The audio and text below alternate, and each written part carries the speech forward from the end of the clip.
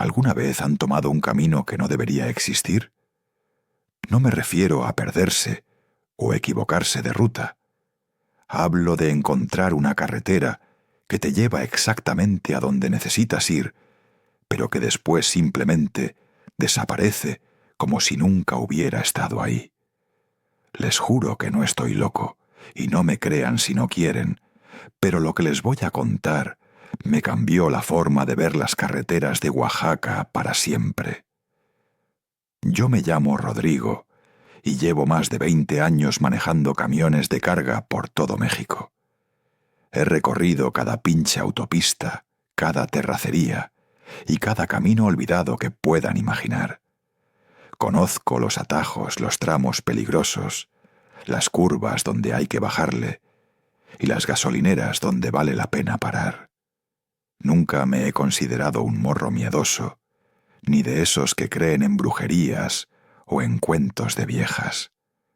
Pero lo que me pasó hace 3 meses en una carretera de Oaxaca me tiene todavía sin poder dormir bien. Era mediados de septiembre y tenía que llevar una carga de Oaxaca de Juárez hasta Puerto Escondido.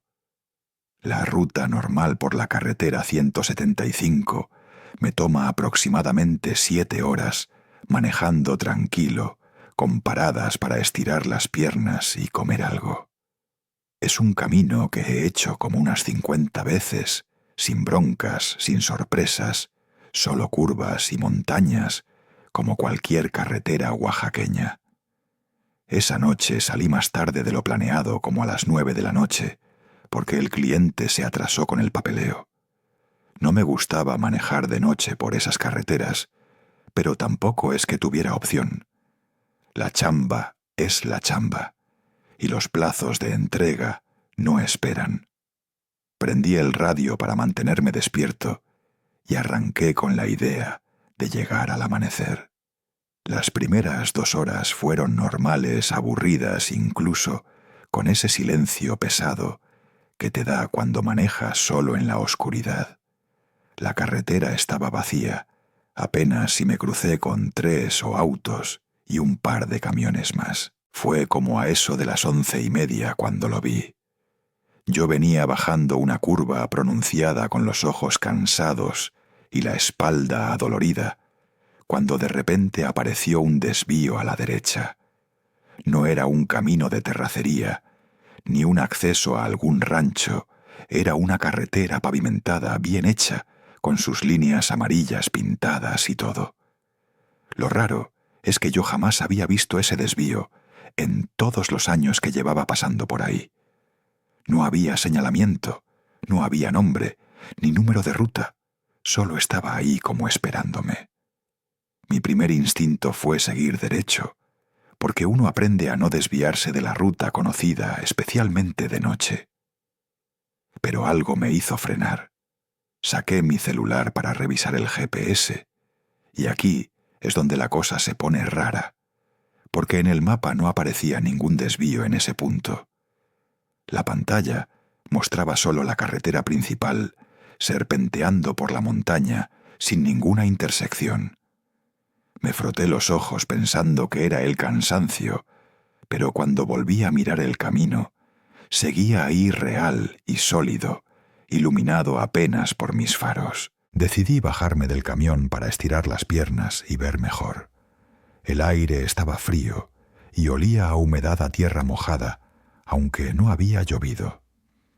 Caminé hasta la entrada del desvío y toqué el pavimento con la mano, como si necesitara confirmar que era real. Estaba sólido, recién asfaltado se sentía. Las líneas amarillas brillaban bajo la luz de mis faros tan frescas como si las hubieran pintado esa misma semana. No había basura, no había marcas de llantas, nada que indicara que alguien más hubiera usado ese camino. Regresé al camión y saqué mi viejo mapa de carreteras, ese que cargo siempre de respaldo por si el celular se muere. Busqué la zona con el dedo siguiendo la ruta que llevaba y no había absolutamente nada marcado en ese punto. Ni siquiera una línea punteada que indicara un camino secundario o en construcción. Era como si ese desvío simplemente no existiera para el resto del mundo. La sensación fue extraña e incómoda, como cuando sabes que algo no cuadra, pero no puedes explicar exactamente qué. Ahora viene la parte que todavía me cuesta creer. Miré mi reloj, eran las 11:42 de la noche, y según mis cálculos me faltaban todavía como 5 horas de camino para llegar a Puerto Escondido. Estaba cansado, adolorido y con ganas de terminar de una vez. Algo en mi cabeza, una voz que no era totalmente mía, me dijo que tomara ese desvío, que ese camino me llevaría más rápido, que me ahorraría horas de curvas y subidas. No puedo explicar por qué le hice caso. Subí al camión, puse la direccional, aunque no había nadie, y giré a la derecha entrando al desvío misterioso. El camino era perfecto, demasiado perfecto, sin baches, sin grietas, sin ninguna de las imperfecciones que tienen las carreteras mexicanas. Los faros iluminaban la línea amarilla que se perdía en la oscuridad, adelante, y a los lados solo había monte espeso y silencioso. No había postes de luz, no había casas, no había señales de vida humana, solo la carretera y yo. Lo primero que noté fue el silencio absoluto. El radio dejó de funcionar, solo se escuchaba estática, y decidí apagarlo. El motor del camión sonaba diferente, más apagado, como si el sonido se perdiera en el aire antes de llegar a mis oídos. Manejé durante lo que me pareció una eternidad, pero cuando revisé el reloj, apenas habían pasado 15 minutos. El paisaje a los lados no cambiaba. Era el mismo monte oscuro, las mismas sombras densas, como si estuviera atrapado en un loop. Después de un rato, que no sé si fueron 20 minutos o 2 horas, la carretera empezó a descender suavemente. Las curvas eran amplias, perfectas, calculadas con una precisión que no es común en las carreteras de montaña. Sentía como si alguien hubiera diseñado ese camino específicamente para que fuera fácil de manejar, para que no tuvieras que frenar ni hacer maniobras complicadas. Era extrañamente cómodo, y eso me ponía más nervioso que cualquier camino peligroso. De repente, como si alguien hubiera prendido un interruptor, la carretera desembocó de nuevo en la 175. Reconocí inmediatamente el lugar por un letrero que anunciaba Puerto Escondido, a 30 kilómetros. Mi corazón se aceleró y miré el reloj con las manos temblando. Eran las 12:25 de la madrugada. Había estado en ese desvío solo 43 minutos, pero había avanzado lo que normalmente me toma horas. Era imposible, físicamente imposible, pero ahí estaba yo a media hora de mi destino, cuando debería estar todavía en medio de la sierra. Llegué a Puerto Escondido temblando, con el estómago revuelto, y una sensación de que algo fundamental había cambiado en mi realidad. Descargué la mercancía en tiempo récord, firmé los papeles, y lo único que quería era regresar para encontrar ese desvío de nuevo, para confirmarlo, para entenderlo. Pero cuando intenté volver por la misma ruta a la luz del día, no había nada. El tramo de carretera donde había visto el desvío era una pared continua de monte, sin ninguna entrada, sin ninguna señal de que alguna vez hubiera existido un camino ahí. Desde esa noche he vuelto al mismo lugar como 10 veces. He pasado de día de tarde al anochecer esperando ver aparecer ese desvío de nuevo. He preguntado en las gasolineras, en los comederos, en los pueblos cercanos, si alguien sabe de una carretera secundaria en esa zona. Algunos me miran raro, otros se ríen, y unos pocos, muy pocos, me dicen en voz baja que ellos también la han visto, que no soy el único, que hay una carretera en Oaxaca que solo existe de noche y que te lleva a donde necesitas ir, pero que cobra un precio que todavía no entendemos. Después de lo que me pasó, no pude quedarme callado. Necesitaba saber si estaba perdiendo la cabeza o si realmente había algo en esa carretera que desafiaba toda lógica. Empecé a preguntar de forma discreta primero a otros choferes de camión, luego en grupos de Facebook de conductores de la zona y finalmente en las fondas y gasolineras donde paramos a descansar. Lo que descubrí me heló la sangre, porque no estaba solo, ni mucho menos. El primer testimonio que recopilé fue el de un señor llamado Jesús Martínez Chofer, de autobús de pasajeros, con 30 años de experiencia. Lo encontré en una fonda cerca de Tlacolula y cuando le conté mi historia se le cambió la cara por completo. Me dijo que se sentara, que pidiera un café y que lo escuchara bien porque él también había usado ese camino. Jesús me contó que hace 2 años llevaba un grupo de turistas de Oaxaca a Huatulco, cuando cerca de las 2 de la mañana apareció un desvío que juraba no haber visto nunca. Estaba retrasado por un problema mecánico anterior y necesitaba recuperar tiempo, así que lo pensarlo mucho. Según Jesús, el camino era perfecto, mejor que la autopista de Cuota, con un pavimento tan liso que parecía recién puesto. Sus pasajeros estaban dormidos y él manejó en un silencio total que le resultaba extraño, porque normalmente el autobús hace ruido especialmente en carreteras sinuosas. Me dijo que el trayecto le tomó menos de 40 minutos, cuando normalmente le llevaba 5 horas llegar a ese punto. Cuando salió de nuevo a la carretera principal, estaba a solo 20 kilómetros de Huatulco, y el reloj marcaba las 2:30 de la madrugada. Sus pasajeros despertaron sin recordar nada del viaje, como si hubieran perdido la noción del tiempo. Lo que me sacó más de onda fue cuando Jesús me dijo que intentó volver al día siguiente. Pasó por el mismo tramo, 3 veces revisó cada entrada, cada camino secundario, y no había nada. Preguntó en el pueblo más cercano, y la gente lo miró como si estuviera loco. Un anciano le dijo que dejara de buscar, que hay caminos que solo se abren para quien los necesita, y que no es bueno andar investigando cosas que no nos corresponden.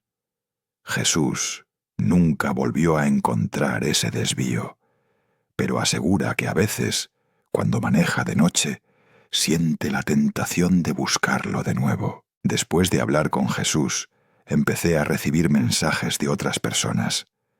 Una mujer llamada Patricia me contactó por Facebook diciéndome que su esposo había vivido algo similar. Me llamó por teléfono, llorando, contándome que su marido Roberto había tomado esa carretera fantasma hace 6 meses, cuando volvía de un velorio en la sierra. Roberto le contó que el camino apareció de la nada, justo cuando más cansado estaba, cuando sentía que los ojos se le cerraban y que necesitaba parar. Entró al desvío pensando que era un atajo conocido, y lo siguiente que recuerda es estar a las afueras de su destino, habiendo recorrido lo que debían ser horas en apenas media hora. Patricia me dijo que Roberto quedó tan afectado que dejó de manejar de noche por completo. Desarrolló un miedo irracional a las carreteras oscuras, a los desvíos, sin señalizar a cualquier camino que no conociera al dedillo. Intentó volver a encontrar la ruta, llevó a Patricia con él como testigo, pero igual que a todos los demás, la carretera simplemente no estaba ahí. Roberto le confió que a veces sueña con ese camino, que ve el pavimento perfecto, las líneas amarillas brillantes y el monte oscuro a los lados. En sus sueños siente que algo lo está llamando, que quiere que regrese. Uno de los testimonios más perturbadores vino de un taxista de Puerto Escondido llamado Evaristo. Me lo encontré en una gasolinera y cuando le mencioné la carretera fantasma, se puso pálido y me pidió que no hablara de eso en voz alta. Me llevó aparte lejos de otros choferes y me contó que él había usado ese camino no una, sino 3 veces en los últimos 2 años. Cada vez que lo necesitaba urgentemente, cuando llevaba un pasajero enfermo o cuando tenía una emergencia familiar, la carretera aparecía como por arte de magia. Evaristo me describió exactamente lo mismo que yo había vivido: el silencio absoluto, la perfección del pavimento, la sensación de estar suspendido en el tiempo. Pero él añadió un detalle que me heló la sangre. Me dijo que en su 3ª vez de usar el camino, sintió que algo lo observaba desde el monte. No vio nada concreto, pero tenía la certeza de que había presencias a los lados de la carretera, seres o entidades que permitían el paso, pero que exigían algo a cambio. Desde entonces Evaristo se niega a usar el desvío. Aunque aparezca, prefiere llegar tarde o cancelar el viaje antes que volver a sentir esa mirada invisible. Recopilé 12 testimonios en total de conductores de diferentes edades, géneros y ocupaciones. Algunos eran camioneros como yo, otros taxistas, choferes de autobús, o simplemente personas que viajaban solas. Todos, sin excepción, reportaban el mismo patrón: encontraban el desvío solo de noche. Siempre cuando estaban cansados o necesitados, recorrían distancias imposibles en tiempos absurdos y jamás podían relocalizarlo a la luz del día. Ninguno tenía evidencia física, ni fotografías, ni videos, ni coordenadas GPS que funcionaran solo sus memorias y la certeza de que algo inexplicable había ocurrido. Lo más inquietante es que todos mencionaban la misma sensación de estar siendo observados, de que ese camino no era completamente suyo, de que estaban usando algo que pertenecía a otro plano o dimensión. Varios me confesaron que sentían culpa, como si hubieran hecho trampa o robado algo que no les correspondía. Una mujer me dijo que después de usar la carretera tuvo pesadillas durante semanas, donde veía figuras oscuras paradas a los lados del camino, mirándola pasar. Otro hombre me contó que su hijo pequeño, que iba dormido en el asiento trasero, despertó gritando justo cuando salían del desvío, diciendo que había visto gente extraña caminando junto al auto. Documenté cada testimonio con fechas, lugares aproximados y descripciones detalladas. Creé un mapa marcando los puntos donde cada persona reportó haber encontrado la entrada y descubrí algo escalofriante. Todos los puntos formaban una línea irregular que seguía rutas antiguas, caminos prehispánicos, que existían mucho antes de que se construyera la carretera moderna. Era como si el desvío fantasma siguiera un trazado ancestral, una ruta que había estado ahí desde siempre, pero que solo se manifestaba bajo ciertas condiciones. Cuando les pregunté a los testimonios si volverían a usar la carretera, si tuvieran la oportunidad, las respuestas fueron variadas. Algunos dijeron que sí, sin dudarlo, que la necesidad justificaba el riesgo. Otros, como Evaristo, se negaron rotundamente, asegurando que había cosas peores que llegar tarde. La mayoría admitió que no sabía qué haría, que la tentación de acortar el viaje era fuerte, pero que el miedo a lo desconocido era más fuerte aún. Todos coincidían en una cosa: esa carretera cambia algo. En ti te deja con preguntas que no tienen respuesta y con la sensación de haber tocado algo que los humanos no deberíamos tocar. Con todos esos testimonios en la mano, me di cuenta de que necesitaba algo más que historias. Necesitaba entender qué chingados estaba pasando en esas carreteras, por qué aparecían y desaparecían, por qué el tiempo se comportaba de manera tan extraña. Empecé a buscar explicaciones primero en la ciencia, luego en la historia local, y finalmente en lugares donde nunca pensé que encontraría respuestas.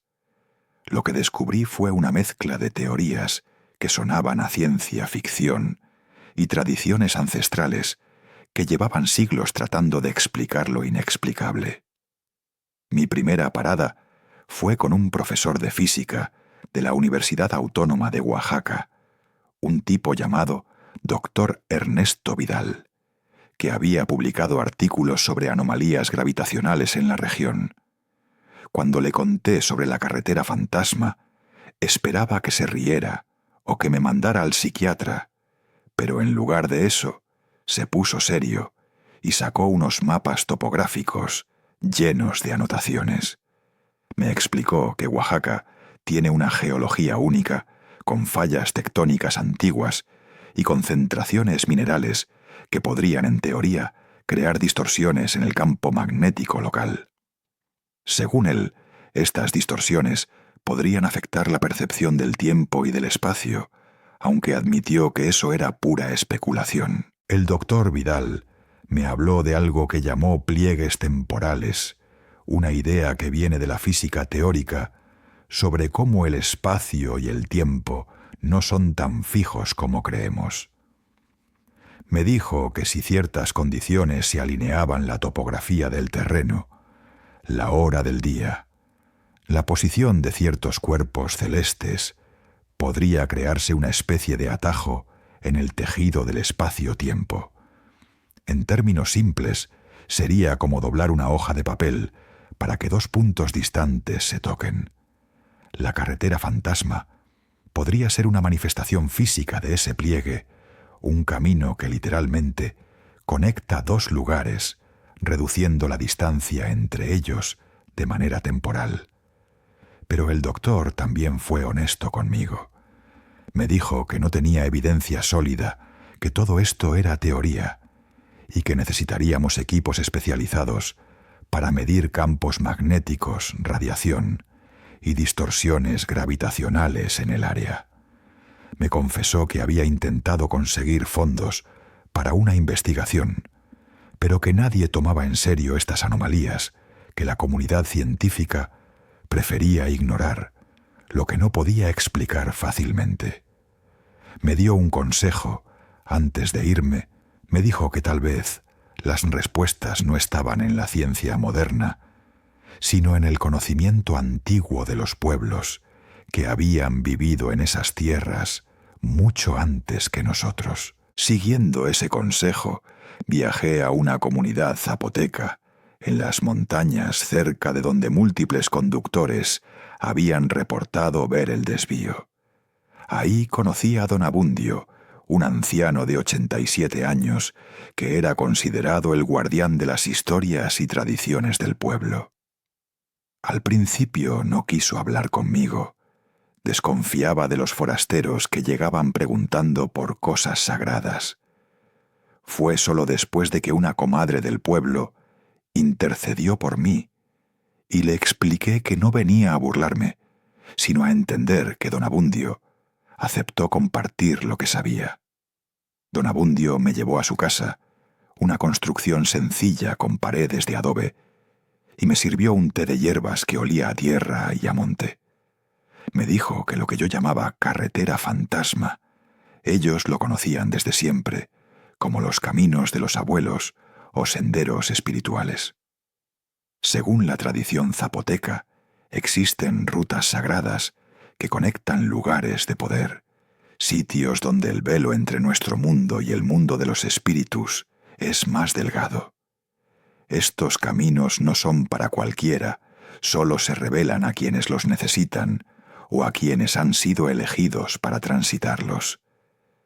La idea de que solo aparecieran de noche tenía sentido para él, porque la noche es cuando los espíritus caminan, cuando las fronteras entre los mundos se vuelven porosas. Me contó una historia que su abuelo le había contado sobre un camino antiguo que usaban los mensajeros zapotecas para llevar noticias urgentes entre poblados.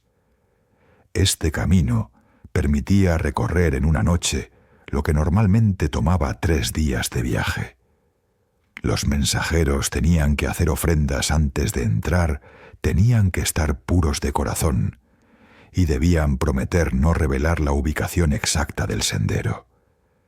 Según don Abundio, algunos de estos caminos sagrados se adaptaron cuando llegaron las carreteras modernas, se manifestaron de nuevas formas, pero conservando su esencia de atajos entre dimensiones de rutas que desafían las leyes del tiempo y el espacio. Le pregunté a don Abundio si había peligro en usar estos caminos, y su respuesta me dejó helado. Me dijo que los caminos de los abuelos siempre cobran un precio, que nada es gratis en el mundo espiritual. A veces el precio es pequeño, una sensación de inquietud, pesadillas, recuerdos que te persiguen. Otras veces el precio es mayor. Puedes dejar algo de ti en el camino, un pedazo de tu alma, o puedes traer algo contigo, algo que no debería estar en este mundo. Me advirtió que los que usan estos caminos con frecuencia empiezan a cambiar, se vuelven diferentes, ya no pertenecen completamente a ninguno de los dos mundos. Otro anciano del pueblo, don Celestino, se unió a nuestra conversación y añadió que en la cosmología zapoteca el tiempo no es lineal como lo entiende la gente moderna. Para ellos el tiempo es circular, todo lo que fue volverá a ser, y los caminos sagrados existen en todas las épocas simultáneamente. Cuando entras a uno de estos caminos, no solo te mueves en el espacio, también te mueves entre diferentes momentos del tiempo. Es por eso que algunos conductores reportan ver cosas extrañas, pueblos antiguos, gente vestida de otra época, porque literalmente están viajando a través de capas temporales superpuestas. Don Celestino me mostró un mapa antiguo dibujado en papel, amate que mostraba las rutas comerciales prehispánicas de la región.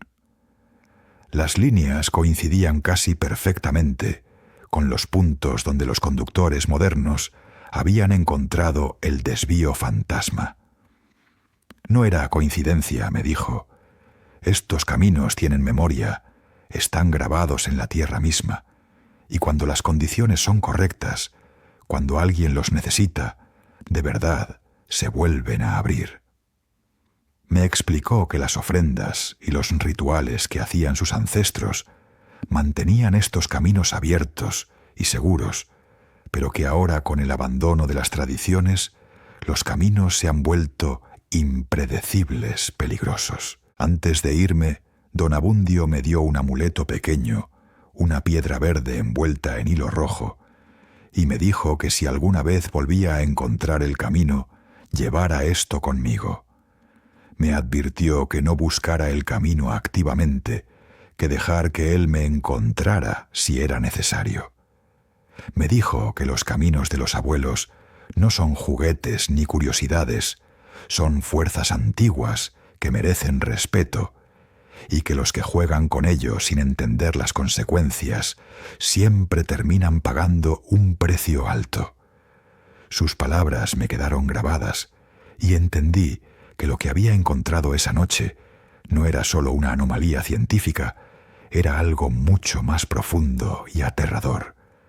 Cuando volví a la ciudad, tenía dos explicaciones completamente diferentes para el mismo fenómeno. La ciencia me hablaba de pliegues temporales y distorsiones electromagnéticas. La tradición zapoteca me hablaba de caminos espirituales y mundos superpuestos. Lo curioso es que ambas explicaciones llegaban a la misma conclusión. Hay lugares donde las reglas normales no aplican, donde el tiempo y el espacio se comportan de manera extraña. Tal vez ambos tenían razón. Tal vez la ciencia y la espiritualidad estaban describiendo la misma realidad, usando diferentes lenguajes. O tal vez nunca sabremos la verdad completa, porque hay cosas que no están hechas para ser entendidas, sino para ser respetadas. De todos los testimonios que recopilé, hay uno que me quita el sueño más que cualquier otro. Es la historia de un hombre llamado Salvador Mendoza, un vendedor de abarrotes que recorría los pueblos de la sierra oaxaqueña vendiendo mercancía. Salvador no quería hablar conmigo al principio. Cuando finalmente accedió a encontrarse, fue en un lugar público, una fonda en Tlacolula, y trajo a su hermano como testigo. Lo que me contó esa tarde me hizo entender que la carretera fantasma no era solo un atajo en el espacio, sino una puerta a algo mucho más perturbador. Salvador me dijo que su experiencia ocurrió hace 1 año y 3 meses, en una noche de octubre. Había salido tarde de Oaxaca, llevando cajas de productos básicos a una tienda en un pueblito de la sierra. El camino normal le tomaría 6 horas, pero se había retrasado por problemas con su camioneta, y ya eran casi las 10 de la noche cuando arrancó. Manejaba cansado, maldiciendo su suerte, cuando apareció el desvío, exactamente como todos los demás lo habíamos descrito. Pavimento perfecto, líneas amarillas brillantes, ninguna señalización. Lo que hace diferente el testimonio de Salvador es que él no solo usó el camino, sino que vio cosas a los lados, cosas que nadie más había mencionado, o tal vez que nadie más se había atrevido a contar. Me dijo que al principio todo parecía normal. El monte oscuro a ambos lados, el silencio pesado, la sensación de estar suspendido fuera del tiempo. Pero después de unos 15 minutos de manejar, empezó a ver luces a lo lejos, pequeños puntos de luz amarillenta que parpadeaban entre los árboles como si fueran fogatas o lámparas de aceite. Salvador redujo la velocidad, tratando de entender qué era lo que estaba viendo. Las luces se hicieron más claras, y entonces apareció el primer pueblo a su derecha, un pequeño asentamiento de casas que no se parecían a nada moderno. Las construcciones eran de adobe, con techos de teja algunas con paredes de bajareque, y ventanas sin vidrios, solo huecos oscuros. Lo que más le llamó la atención fue que había gente afuera, figuras que se movían entre las casas, llevando lo que parecían antorchas o linternas primitivas. La forma en que vestían era completamente anacrónica: ropa de manta blanca, huipiles, largos sombreros, de palma del tipo que ya nadie usa. Me contó que sintió curiosidad y terror en partes iguales. Quería detenerse, quería acercarse, para confirmar que lo que veía era real, pero algo en su instinto le gritaba que siguiera adelante, que no parara bajo ninguna circunstancia. Las figuras parecían estar haciendo actividades cotidianas, algunas cargaban bultos, otras parecían estar trabajando alrededor de lo que podrían ser hornos de barro o fogones. Ninguna de ellas miró hacia la carretera.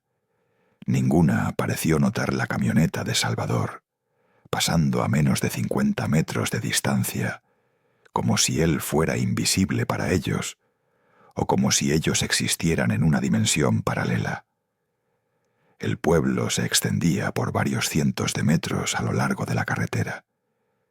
Salvador pudo ver una plaza central, con lo que parecía ser una iglesia pequeña, construcción colonial, con una cruz de madera en lo alto.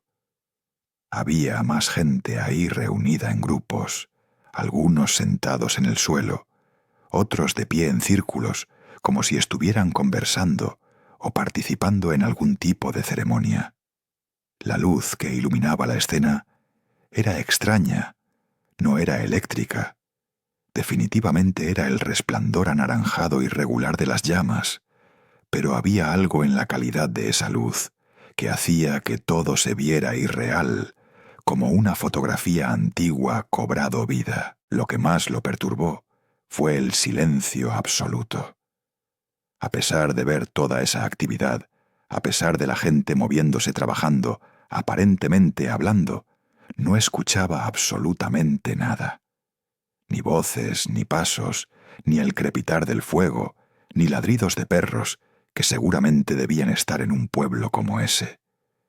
Era como ver una película muda, una escena de vida congelada en el tiempo, pero sin ninguno de los sonidos que deberían acompañarla. Salvador me dijo que ese silencio era más aterrador que cualquier ruido extraño que hubiera podido escuchar. Después del primer pueblo, hubo un tramo de oscuridad, quizá 2 o 3 kilómetros, donde solo estaba el monte y la carretera. Salvador pensó que tal vez había alucinado que el cansancio le había jugado una mala pasada. Pero entonces apareció un segundo asentamiento a su izquierda, y más grande que el anterior. Aquí las construcciones eran diferentes, más primitivas. Algunas eran chozas con paredes de carrizo y techos de paja. Había corrales hechos de palos, donde podía ver formas oscuras, que podrían ser animales, burros o cabras, aunque de nuevo no escuchaba ningún sonido, ningún balido o relincho. En este segundo pueblo vio algo que lo hizo pisar el acelerador instintivamente. En la entrada del asentamiento había una figura parada inmóvil, mirando directamente hacia la carretera. Era un hombre, o al menos tenía forma de hombre alto con ropa oscura que contrastaba con las vestimentas blancas de los demás. Salvador no podía ver su cara por la distancia y la penumbra, pero tenía la certeza absoluta de que esa figura lo estaba observando, de que era consciente de su presencia, a diferencia de todos los demás habitantes fantasmales del lugar. La sensación de ser visto, de ser reconocido como intruso, le produjo un pánico tan intenso que aceleró hasta que el pueblo quedó atrás. Mientras me contaba esto, Salvador temblaba visiblemente, a pesar de que estábamos en una fonda llena de gente en plena luz del día. Me dijo que después de ese segundo pueblo, la carretera empezó a ascender, de nuevo, serpenteando entre las montañas. Vio 2 pueblos más, ambos con la misma extraña calidad atemporal, la misma actividad silenciosa, las mismas construcciones que no pertenecían al siglo XXI. En el cuarto pueblo vio lo que parecía ser un mercado o tianguis, con puestos de madera, y gente intercambiando lo que podrían ser productos agrícolas o artesanías, todo en ese mismo silencio sepulcral. Lo que finalmente lo convenció de que no estaba alucinando fue un detalle específico. En el último pueblo, antes de que la carretera fantasma desembocara de nuevo en la ruta principal, vio a una mujer joven parada frente a una casa. La mujer llevaba un cántaro de barro en la cabeza y vestía un huipil bordado de una manera que Salvador reconoció porque su abuela solía usar huipiles similares décadas atrás. Lo que lo impactó fue que por un breve instante la mujer giró la cabeza hacia él y Salvador juró que hicieron contacto visual. El rostro de la mujer era sereno, hermoso, pero sus ojos tenían una tristeza infinita, como si supiera que no pertenecía completamente a ese lugar, como si estuviera atrapada en un loop temporal del que no podía escapar. Cuando Salvador salió finalmente a la carretera principal, estaba sudando frío y temblando. Miró el reloj y habían pasado solo 35 minutos desde que entró al desvío, pero sentía como si hubiera viajado, no solo en el espacio, sino a través de siglos. Llegó a su destino, entregó la mercancía mecánicamente, sin poder procesar lo que acababa de presenciar. Esa noche no durmió. Se quedó despierto en un hotel barato de la sierra, tratando de convencerse de que todo había sido producto del cansancio o de algún tipo de alucinación. Pero Salvador no pudo dejarlo ir. En los días siguientes empezó a investigar por su cuenta, visitó bibliotecas locales, habló con historiadores, preguntó a ancianos de la región sobre asentamientos antiguos en esa zona. Lo que descubrió lo dejó aún más perturbado. Varios de los pueblos que describió coincidían con asentamientos zapotecas que habían existido en esa área hace 200 o 300 años, pueblos que habían sido abandonados durante las epidemias coloniales o que habían desaparecido por razones desconocidas. Las descripciones de las construcciones de la ropa, incluso de la distribución de las plazas, coincidían con registros históricos y con descripciones de cronistas del siglo XVIII. Me mostró copias de documentos que había encontrado, mapas coloniales que mostraban pueblos en ubicaciones que aproximadamente coincidían con donde él había visto los asentamientos fantasmales. Me enseñó dibujos antiguos de huipiles y vestimentas que eran idénticos a lo que había visto esa noche. La conclusión era aterradora. Salvador no había alucinado. Había visto realmente esos pueblos, pero no en el presente, sino en algún punto del pasado, como si la carretera fantasma no solo acortara distancias, sino que también perforara el tiempo, permitiendo vislumbrar épocas que ya no existen. Le pregunté si había intentado volver, si había tratado de encontrar esos pueblos de nuevo. Salvador negó con la cabeza vehementemente. Me dijo que no quería volver, que lo que había visto lo había cambiado profundamente, que ahora entendía que hay cosas en este mundo o entre mundos que no estamos preparados para comprender. Me confesó que a veces, en sus sueños, vuelve a ver a esa mujer joven con el cántaro, esos ojos tristes que lo miraron a través del tiempo, y se pregunta si ella sigue ahí atrapada en ese bucle esperando algo, o a alguien que nunca llegará. Después de recopilar todos esos testimonios, después de hablar con científicos y ancianos zapotecas, después de escuchar la historia de Salvador sobre los pueblos fantasmales, decidí que necesitaba pruebas concretas. No podía seguir basándome solo en relatos y experiencias personales. Necesitaba documentar el fenómeno de manera que nadie pudiera negarlo. Reuní equipo, una cámara de video con visión nocturna, un GPS de alta precisión, una grabadora de audio digital y hasta un medidor de campos electromagnéticos que conseguí prestado de un conocido. Mi plan era simple: encontrar el desvío fantasma y registrar todo lo que ocurriera, desde el momento en que entrara hasta que saliera. Convencí a mi compadre Luis de que me acompañara. Luis es mecánico, tiene una mente práctica y escéptica, exactamente el tipo de testigo que necesitaba alguien que no se dejaría llevar por la imaginación o el miedo. Le conté todo lo que había investigado, y aunque se mostró incrédulo, aceptó venir conmigo más por amistad que por convicción. Preparamos mi camión con todo el equipo.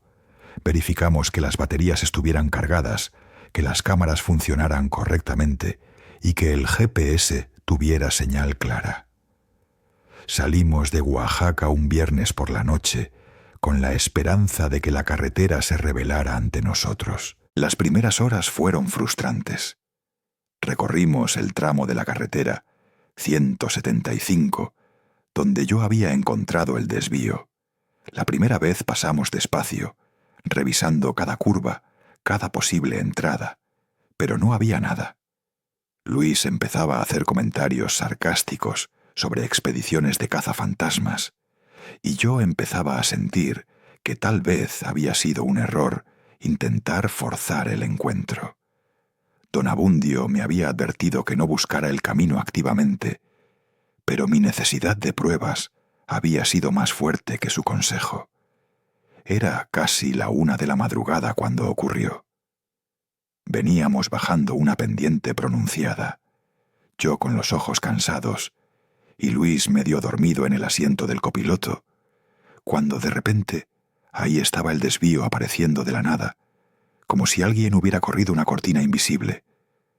El pavimento perfecto, las líneas amarillas brillantes, todo exactamente como lo recordaba. Mi corazón empezó a latir con fuerza y sacudí a Luis para despertarlo. Sus ojos se abrieron de golpe cuando vio la entrada y toda su incredulidad se evaporó en un instante, reemplazada por una mezcla de asombro y miedo. Empecé a grabar con la cámara de video antes de entrar al desvío. Capturé la entrada, el contraste entre la carretera principal y ese camino misterioso que no debería existir. Luis encendió el GPS y lo configuró para que guardara nuestra ruta completa, mientras yo activaba el medidor electromagnético, que inmediatamente empezó a mostrar lecturas anormales. Los números en la pantalla digital fluctuaban erráticamente, indicando niveles de radiación electromagnética mucho más altos de lo normal para una carretera en medio de la sierra. Luis lo anotó todo en una libreta, temblándole un poco la mano. Entramos al desvío y de inmediato sentimos ese cambio que todos los testimonios habían descrito. El silencio se volvió absoluto. El sonido del motor pareció apagarse, aunque el camión seguía funcionando normalmente. Revisé la cámara y, para mi horror, la pantalla mostraba estática. La imagen se pixelaba y se distorsionaba de maneras que no tenían sentido. Luis intentó tomar fotografías con su celular, pero la cámara del teléfono no enfocaba las imágenes, salían completamente negras o sobreexpuestas sin término medio. Era como si algo en ese lugar rechazara activamente cualquier intento de documentación. El GPS empezó a comportarse de manera cada vez más errática. La pantalla mostraba que estábamos moviéndonos, pero nuestra posición en el mapa saltaba de un lugar a otro sin seguir ninguna línea lógica. A veces indicaba que estábamos a 50 kilómetros al norte, otras veces al sur, como si el dispositivo no pudiera decidir dónde estábamos realmente. Luis intentó reiniciarlo varias veces, pero el comportamiento continuaba igual. La grabadora de audio que había dejado encendida para capturar cualquier sonido ambiental solo registraba un zumbido bajo constante, interrumpido ocasionalmente por chasquidos que no teníamos explicación. Luis vio las luces primero. Me agarró del brazo con fuerza, señalando hacia la izquierda, donde entre los árboles aparecían esos mismos puntos de luz amarillenta que Salvador había descrito. Mi pulso se aceleró y traté de grabar con la cámara, pero la imagen se volvía completamente negra cada vez que enfocaba hacia las luces. Era como si existiera una barrera invisible que impedía que la tecnología moderna capturara lo que estábamos presenciando. Luis murmuró una oración, su escepticismo completamente destruido por lo que sus ojos veían, pero que nuestros equipos se negaban a registrar. Y entonces apareció el primer pueblo.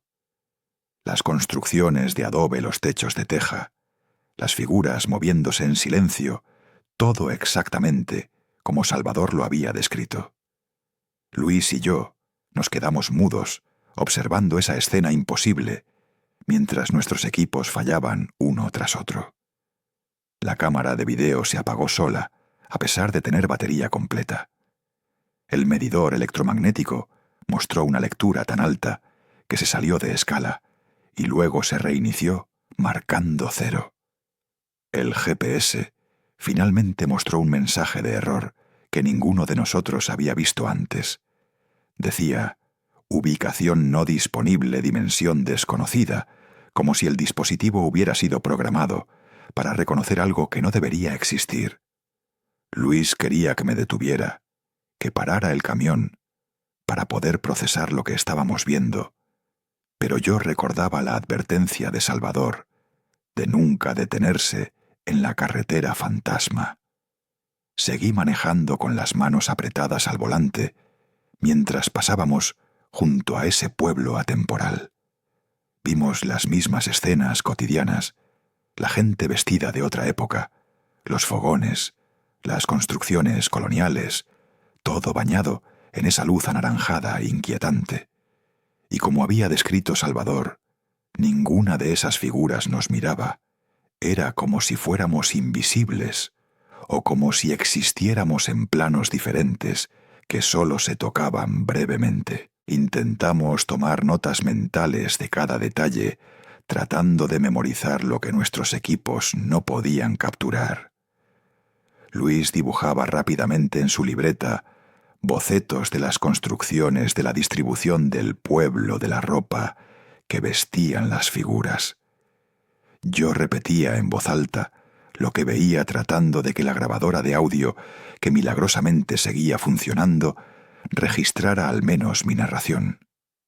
Pero cuando más tarde revisamos la grabación, solo había ese zumbido constante y ocasionalmente mi voz sonando distorsionada, como si viniera de muy lejos o de debajo del agua.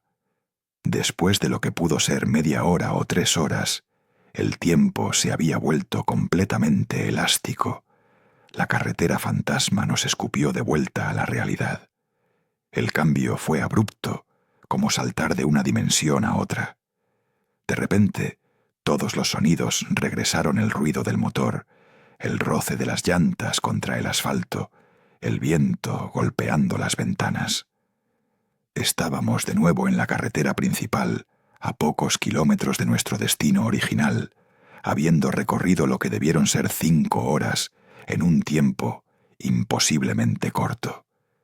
Luis y yo nos miramos en silencio, ambos temblando, ambos sabiendo que habíamos presenciado algo que cambiaría nuestra comprensión de la realidad para siempre. Revisamos el equipo con esperanza desesperada, buscando aunque fuera una sola prueba de lo que habíamos vivido.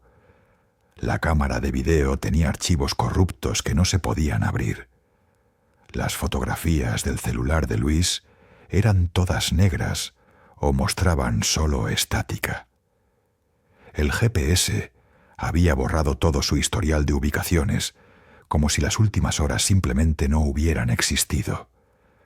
La grabadora de audio tenía ese zumbido inútil y mi voz distorsionada diciendo cosas que ya no podíamos entender. El medidor electromagnético se había reiniciado completamente, sin guardar ninguno de los datos anormales. Era como si algo o alguien hubiera saboteado activamente cada intento de documentación. Los dibujos de Luis en su libreta eran lo único tangible que nos quedaba. Líneas temblorosas, mostrando construcciones coloniales, figuras humanas, bocetos de un pueblo que oficialmente no existía. Pero incluso esos dibujos parecían inadecuados, incapaces de capturar la cualidad extraña de lo que habíamos presenciado. Luis guardó la libreta y me dijo que nunca volvería a intentar algo así, que algunas cosas no están hechas para ser documentadas, que hay misterios que deben permanecer como tales. Yo asentí, sabiendo que tenía razón, pero sintiendo la frustración de haber estado tan cerca de la prueba definitiva, solo para verla escurrirse entre mis dedos. Han pasado varios meses desde esa noche. He vuelto a manejar por esa carretera docenas de veces, pero el desvío no ha vuelto a aparecer. Es como si supiera que lo estaba buscando activamente y se negara a revelarse. Los testimonios siguen llegando. Otras personas encuentran la carretera fantasma. Otras personas viven experiencias que no pueden explicar, pero nadie ha logrado traer pruebas.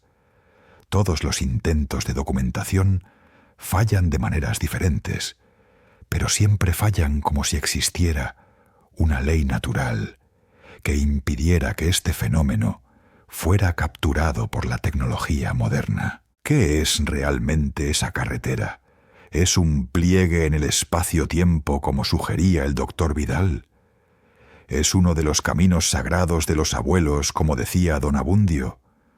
¿O es algo completamente diferente, algo que nuestras mentes no están equipadas para comprender? La verdad es que no lo sé, y tal vez nunca lo sabré. Lo único que sé con certeza es que existe, que es real y que seguirá apareciendo para quienes la necesiten, llevándolos a través de distancias imposibles y tal vez a través del tiempo mismo. Y seguirá siendo un misterio, porque hay cosas en este mundo que no quieren ser explicadas, que existen en los márgenes de nuestra realidad, esperando en la oscuridad, para aquellos lo suficientemente valientes o lo suficientemente desesperados para encontrarlas.